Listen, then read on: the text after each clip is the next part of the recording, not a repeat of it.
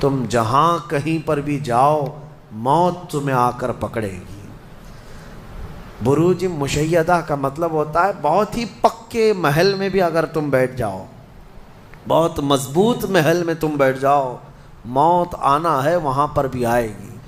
ہم نے دیکھا ہے بڑے بڑے محلات میں رہنے والے بھی، اور جنہوں نے آسمان چھوتی ہوئی عمارتیں بنائی وہ بھی موت کے ہتھے چڑھی گئے۔ موت تو آنا ہے۔ آج ہمارا حال یہ ہوتا ہے کہ دنیا میں اس قدر مصروف ہو جاتے ہیں کہ موت کو بھول جاتے ہیں۔ تمہیں پتہ بھی ہے کہ اچانک آنے والی یہ موت بالکل مہلت نہیں دیتی، بالکل مہلت نہیں دیتی۔ آپ اگر آس پاس میں اپنی نظریں ڈالیں تو آپ کے دوستوں میں کئی جا چکے ہوں گے، جن کی عمر زیادہ نہیں تھی وہ جا چکے۔ موت کے لیے عمر کوئی متعین نہیں ہے کہ بڑھاپے میں آئے گی یا بیماری سے آئے گی۔ اچھے لوگوں کو بھی موت آ جاتی ہے، چلتے پھرتے لوگوں کا جنازہ آ جاتا ہے۔ کسی کے لیے بھی کوئی وقت معین نہیں۔ اور قرآن میں اللہ تعالیٰ یہ فرماتا ہے اگر بندہ موت سے بھاگنے کے لیے، جس کو کہتے ہیں پریکاشن لینا، کہیں جا کر کے محفوظ مقام پر چھپنے کی کوشش کرتا ہے، وہ آئے گی موت۔ بزرگوں نے ایک حکایت لکھی ہے کہ ایک بادشاہ کو نجومیوں نے بتایا تھا کہ فلاں دن تمہاری موت آنے والی ہے۔ نجومی ستاروں کا علم جاننے والے اٹکل پچھو سے کچھ نہ کچھ تو بتا دیتے تھے۔ تو اس بادشاہ کو نجومیوں نے جب دن بتایا، اس دن اس نے کیا کیا، ایک ایسا حجرہ، ایک کمرہ بنایا جس میں کوئی چیز آ ہی نہیں سکتی، کوئی چیز نہیں، صرف اس نے ایک سوراخ رکھا ہوا کے لیے، اور اس میں سے مچھر بھی نہ آ سکے، مکھی بھی نہ آ سکے۔ اس حجرے کے اندر وہ چلا گیا۔ وہ پورا دن اس کو تھا کہ میں موت کو چکما دے دوں گا۔ اور نجومیوں نے یہ بتایا تھا کہ بچھو کے ڈنک مارنے سے تمہاری موت آئے گی۔ اس نے کہا بس مجھے بچھو سے بچنا ہے، بچھو نہ آنے پائے ایسا میں پورا انتظام کر لوں گا۔ اس نے پورا ایک راؤنڈ شیپ کا کمرہ بنایا اور اس میں اندر بند ہو گیا۔ لیکن اس کی ایک کمزوری یہ تھی کہ اس کا گھوڑا تھا، بہت بے حد اس کو عزیز تھا۔ وہ گھوڑے کو چھوڑ کر کبھی رہتا نہیں تھا۔ اس نے کہا مجھے اور میرے گھوڑے کو بند کر دو، آج موت کا دن ہے، اگر آج کے دن میں نے موت کو چکما دے دیا تو پھر ہمیشہ کی زندگی ہے، ٹائم اگر ٹل گیا تو پھر موت نہیں آئے گی۔ تو وہ اس نیت سے وہ روم کے اندر بند ہو گیا اور لوگوں سے کہا کہ کوئی مجھے نہ دروازہ کھولے اور نہ کسی کے لیے دروازہ کھولے، پورا دن گزرنے دو۔ دن گزرتا رہا، شام کا وقت قریب آیا، اس کے ساتھ تھا اس کا گھوڑا اور وہ کوئی نہیں۔ اتفاق دیکھیں، اللہ رب العزت کی طرف سے جو سبب بننا ہے وہ بنے گا۔ اس کے گھوڑے کو بہت تیز چھینک آئی اور اس کی چھینک سے اس کی ناک سے بچھو نکلا اور اس بادشاہ کو ڈنک مارا اور وہیں اس کی موت ہو گئی۔ اینما تکونوا یدرککم الموت، اللہ نے فرمایا تم جہاں کہیں رہو موت آ کر پکڑ لے گی۔ ہمارے علاقے میں ایک ڈاکٹر تھے، وہ کارڈیالوجی تھے، ہارٹ کے اسپیشلسٹ تھے، اور ان کے ہاتھ میں بہت سارے ڈاکٹرز پریکٹس کر کر کے بڑے ماہر بنے، ہارٹ کے اسپیشل ڈاکٹر۔ اور یہ اخبار میں بھی بات آئی تھی۔ اس ڈاکٹر کا حال یہ تھا کہ برسوں آپریشن اور سرجری کر کے لوگوں کے ہارٹ صحیح کیے یا بائی پاس کیے، لیکن اتفاق ایسا کہ ایک دن وہ لیب میں اندر ہاسپٹل کے لیبارٹری میں کام کر رہا ہے ڈاکٹر، اور اس کے ساتھ 4 اسسٹنٹ ڈاکٹر بھی ہیں اور نرسز بھی ہیں، سارے کہاں پر، لیب کے اندر، ساری مشینیں بھی موجود ہیں۔ اس ڈاکٹر کو وہیں پر ہارٹ اٹیک آیا، جو ہارٹ کا خود اسپیشلسٹ ہے، اور دوسرے ڈاکٹرز وہاں پر موجود بھی ہیں۔ انہوں نے اٹھایا، اسٹریچر پر ڈالا، آئی سی یو میں ہی تھے، لیب کے اندر موجود تھے، لیکن وہ چند منٹوں کے اندر ڈاکٹر کی موت ہو گئی۔ نہ کوئی ڈاکٹر بچا سکا، نہ اس کو دوا دی جا سکی۔ سب سے ماہر ہارٹ کا ڈاکٹر ہاسپٹل کے اندر، جو سب سے محفوظ جگہ ہو سکتی ہے بیماروں کے لیے۔ میاں ہمارے گھر میں کسی کو اٹیک آئے تو دوڑ کر کہاں لے جائیں گے؟ ہاسپٹل۔ اور جو خود کس کے پاس لے جائیں گے؟ ڈاکٹر کے پاس. جو خود ڈاکٹر ہے اور خود ہاسپٹل میں بیٹھا ہوا ہے، اس کو ہی اگر آ جائے اور قریب میں ڈاکٹرز بھی موجود ہیں لیکن بچا نہ سکے، یہ رب ذوالجلال کا فرمان. جب وعدہ مکمل ہو جائے تو پھر کوئی طاقت تمہیں موت سے روک نہیں سکتی. آپ کو پتہ ہے ایک بہت بڑا شخص ہے دنیا کا جو کئی حکومتیں بدل دیا کرتا تھا، جس کا نام غالباً لیکن ہے، سیمسنگ کمپنی کا. جس سے کوئی تعلق ہوگا آپ سرچ کریں تو پتہ چلے. کوریا کا رہنے والا، اور اس کی وجہ سے حکومتیں بدل دی جاتی تھیں. اس قدر مالدار آدمی، اس کی مرضی کے بغیر تو کوئی حکومت نہیں قائم ہوتی تھی. اتفاق ایسا ہی غالباً 2012 یا 11 کے آس پاس کی بات ہے جہاں تک میرے علم میں چیز آئی.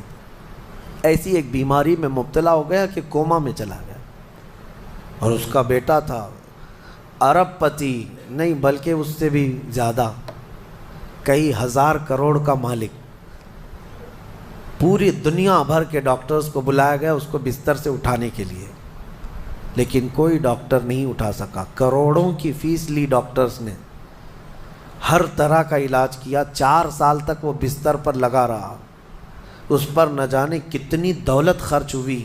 اخیر میں ڈاکٹروں نے کہا، اربوں روپیے اس کے بستر سے اٹھانے کے لیے جنہوں نے خرچ کیا تھا، بیٹے نے خرچ کیا تھا، ڈاکٹروں نے اخیر میں ہاتھ اٹھا کر کہا اب تیرے باپ کو کوئی نہیں کھڑا کر سکتا، اس کی موت آ چکی ہے، موت ہو گئی. میں یہ کہنا چاہتا ہوں اللہ نے فرمایا تم مضبوط سے مضبوط محل کے اندر کیوں نہ ہو، موت آئے گی. مجھے بتاؤ جس کے پاس دنیا کا اتنا مال پڑا ہوا ہو وہ کیوں نہیں خرید سکا کوئی ایسی دوا جو اس کو بستر سے کھڑا کر سکے. یاد رکھیں میرے عزیزو، دنیا کی ساری چیزیں اسی کی طرح دھری کی دھری رہ جائیں گی. جس وقت ہمارا بلاوا آ جائے تم قریب میں لوگوں کو دیکھتے رہ جاؤ گے اور آنکھیں تمہاری کھلی رہ جائیں گی. اسی لیے میرے آقا صلی اللہ علیہ وسلم خود فرماتے ہیں میں ایک سجدے میں جاتا ہوں تو مجھے اس بات کا یقین نہیں ہوتا کہ دوسرے سجدے تک میں زندہ رہوں گا. یہ سید الانبیاء فرما رہے ہیں، رسول رحمت فرما رہے ہیں. اور جس طرح سے آج ہم اپنی موت کو بھول بیٹھے، گناہوں کی کثرت ہو جاتی ہے، نفس غالب آ جاتا ہے، عیاشیاں شروع ہو جاتی ہیں. موت کا خوف ایسا ہے کہ خود میرے آقا نے فرمایا سب سے بہترین نصیحت کرنے والا تمہاری زندگی میں اگر کوئی ہے تو موت ہے. لوگوں کے جنازے دیکھو اور ان کی بے بسی دیکھو، ان کی مجبوری دیکھو، اور اس کے بعد تم بھی محسوس کرو کہ تمہارے ساتھ بھی یہی کیفیت ہوگی. وہ چھوٹی سی قبر، وہ چھوٹی سی ایک ایسی قبر جس میں نہ چٹائی، نہ تکیہ، نہ اوڑھنا، نہ بچھونا، اور ہاتھ چوڑے کرو تو قبر کی دیواریں لگنے لگ جائے، ہاتھ اٹھاؤ تو اوپر کی تختیاں لگنے لگ جائیں. ممبئی والوں کو تو اور بھی چھوٹی قبر ملتی ہے، یہاں تو اتنی چھوٹی ہے کہ ٹیمپرری کھودی جاتی ہے کہ 6 مہینے بعد پھر نکال دینا ہے. میرے عزیزوں، اس ایک چھوٹی سی قبر کے اندر تمہیں برسوں بتانا ہے، برسوں بتانا ہے. اس جسم کے ساتھ وہیں سونا ہے. کبھی میں سوچتا ہوں ہماری آنکھیں اگر بند ہو جائیں اور ہمیں پتہ چلے کہ باہر فلاں فلاں چیزیں ہو رہی ہیں اور ہم کھولنا چاہیں نہیں کھلتی تو بے چینی ہونے لگ جاتی ہے، گھبراہٹ سی ہونے لگتی ہے. قبر میں یہی حال ہوگا کہ تمہارے اطراف ہونے والے سارے معاملات تمہیں پتہ ہوں گے، حتیٰ کہ حضور فرماتے ہیں قبرستان میں چلنے والے کے پیروں کی آواز تک تم سنو گے. مردہ سنتا ہے، سلام تو دور کی بات ہے، پیروں کے چلنے کی آواز بھی سنتا ہے. اور جب سنتا ہے سارے معاملات لیکن آ نہیں سکتا باہر، کسی کو کچھ کہہ نہیں سکتا، بول نہیں سکتا. کیسی بے چینی ہوگی، وہ کیسی گھبراہٹ ہوگی. بڑے بڑے اولیاء اکرام حتیٰ کہ سیدنا عثمان ابن عفان رضی اللہ تعالیٰ عنہ، داماد رسول، امیر المومنین، خلیفہ رسول، جب رات کے وقت مصلی پر کھڑے ہوتے اور قبر کی کوئی آیت تلاوت کرتے تو اتنا روتے تھے کہ ان کا مصلی آنسوؤں سے بھیگ جاتا تھا. صبح ان کے مصلی کو نچوڑ کر سکھایا جاتا تھا. لوگ ان سے پوچھتے آپ قبر کے متعلق اتنا خوفزدہ کیوں ہو جاتے ہیں؟ مرنا تو سب کو ہے. حضرت عثمان غنی فرماتے یہ ہماری پہلی منزل ہے، اگر یہ نکل گئی تو ساری منزلیں آسان ہیں۔ اینما تکونوا یدرککم الموت، اللہ فرماتا ہے، اور کئی جگہ قرآن میں یہ آیتیں آئی ہیں میرے عزیزوں، جانا ہم سب کو ہے، بہت تھوڑے ہی دنوں کے بعد آخرت کے سفر کی طرف رواں دواں ہیں۔ اسی لیے کسی بزرگ نے سچ کہا کہ دنیا میں جتنے راستے ہیں یہ لکھا تو جاتا ہے یہ راستہ فلاں شہر جا رہا ہے، فلاں شہر جا رہا ہے، حقیقت تو یہ ہے کہ سارے راستے قبرستان جا رہے ہیں، وہیں جا کر اینڈ ہوتے ہیں۔ ممبئی سے پونا جا رہا ہے راستہ، پونا سے بنگلور جا رہا ہے راستہ، بورڈ تو لکھے ہوئے ہیں، لیکن اہل تصوف یہ کہتے ہیں یہ تمہاری خام خیالی ہے، لیکن جس راستے پر بھی چلو گے اخیر وہ راستہ تمہیں قبرستان ہی پہنچائے گا، تمہاری زندگی وہیں جا کر اینڈ ہونے ہے۔ اسی لیے میرے عزیزوں ہمیں زیادہ دنیا میں اتنا پھیلانے کی ضرورت نہیں، آخرت کے سفر کی طرف تیاری بھی ہو۔ میں یہ نہیں کہتا کہ کمانا نہیں چاہیے، کمائیں، گھر بنائیں، رزق کا حصول، معاش کا حصول سب کے لیے ضروری ہے، لیکن ساتھ میں یہ فکر غالب رہے ہمارے ذہن میں کہ مجھے سب چھوڑ کر جانا ضروری ہے۔ جب تک تمہارے ذہن میں یہ بات آتی رہے گی میرا آخرت کا سفر باقی ہے، تو ہوگا یہ کہ تم دنیا تو کماتے رہو گے لیکن اپنے مولا سے غافل کبھی نہیں ہوگے، غافل کبھی نہیں۔ میں وہ زندگی کی بات کر رہا ہوں، آپ جاؤ فیکٹری میں جاؤ، کسی کمپنی میں جاؤ، کسی بزنس میں جاؤ، کسی جاب میں جاؤ، آپ کی دنیا ہے، آپ گھر بناؤ، لیکن ذہن میں اتنی بات رہے کہ میرا مولا مجھے ایک نہ ایک دن بلانے والا ہے۔ جب یہ فکر رہے گی تو آپ کی نمازیں بھی غائب نہیں ہوں گی، آپ کی آخرت کی یاد۔ اسی لیے میرے آقا نے فرمایا قبرستان جایا کرو۔ بعض لوگ یہ کہتے ہیں نا قبروں پر جانا شرک یا بدعت، خود میرے آقا صلی اللہ علیہ وسلم نے فرمایا فزوروا، قبروں کی زیارت کرو۔ کیوں؟ فإنها تذکر الآخرہ، اس لیے کہ وہ تمہیں آخرت کی یاد دلاتی ہیں۔ مولا علی کرم اللہ وجہہ الکریم قبرستان جاتے، حضرت سعید ابن مسیب ایک تابعی ہیں، حضرت علی کے ساتھ قبرستان گئے تھے، حضرت علی نے زور سے سلام کیا قبر والوں کو اور پھر پوچھا ہے قبروں والوں کیا حال ہے تمہارے، اور اس کے بعد پھر حضرت علی روتے کھڑے ہوئے، آنسو بہنے لگے۔ حضرت سعید ابن مسیب کہتے ہیں مولا علی سے کیا آپ قبروں والوں سے بات کر رہے ہیں، وہ آپ کی سن رہے ہیں یا آپ سے وہ کچھ جواب دے رہے ہیں؟ حضرت علی کرم اللہ وجہہ الکریم نے فرمایا ہاں، اگر تم سنتے ان کی باتیں تو رو پڑتے۔ حضرت سعید پوچھتے ہیں کیا کہہ رہے ہیں قبروں والے؟ سنو میرے عزیزوں، حیدر کرار شیر خدا علی مرتضیٰ فرماتے ہیں قبروں والوں سے میں نے پوچھا کیا حال ہیں تمہارے، تو قبروں والوں نے کہا اے علی مت پوچھو ہمارے حال، جن بالوں کو ہم سجایا کرتے تھے ان بالوں پر تو اللہ نے بچھو چھوڑ دیے، ہمارے وہ چہرے جو غازے سے ملوث تھے، حسین تھے، ہمارے چہروں پر اب خون اور پیپ کے علاوہ کچھ نہیں رہ گیا، ہمارا وہ جسم جس کے سنوارنے کے لیے ہم دن بھر گھنٹوں لگاتے تھے آج وہ ہماری قبروں میں کیڑوں کی غذا بنا دی گئی ہے۔ حضرت علی فرماتے ہیں قبروں والوں نے جب ہم سے یہ کہا تو ہم نے رو پڑا، ہمیں رونا آ گیا۔ یقیناً میرے عزیزوں وہ منزل آپ کی بھی ہے میری بھی ہے، ہمیں بھی جانا ہے آپ کو بھی جانا ہے۔ حضرت سفیان ثوری فرماتے ہیں ایک چھوٹی سی بچی کو آپ نے ایک جنازے کے پیچھے جاتے ہوئے دیکھا روتے ہوئے، وہ لڑکی اپنے باپ کے جنازے میں جا رہی تھی، رو رہی تھی اور یہ کہہ رہی تھی اتنی بڑی مصیبت کا دن ہمارے اوپر کبھی آج تک آیا ہی نہیں تھا۔ حضرت سفیان ثوری نے کہا بیٹا تم پر نہیں تمہارے باپ پر جو دن آیا وہ کبھی نہیں آیا تھا، موت کا دن، موت کا دن سب سے سخت دن ہے، سب سے سخت دن ہے۔ موت کس طرح سے آتی ہے پتہ ہے؟ فرمایا گیا جیسے ریشم کے کپڑے کو کانٹوں کی جھاڑی پر ڈال دو اور کپڑا کھینچو، کپڑے کے تار تار نکلتے جائیں گے۔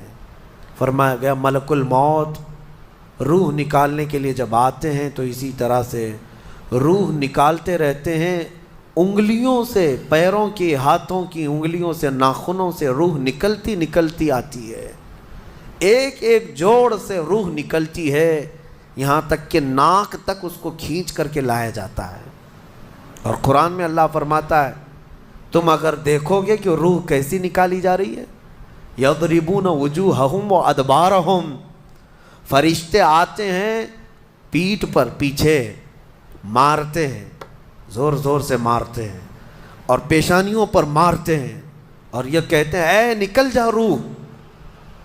اللہ فرماتا ہے تم اگر دیکھو گے کہ فرشتے کس طرح روح نکالتے ہیں تو کانپ کر رہ جاؤ گے، مار مار کر کے روح کو نکالا جاتا ہے۔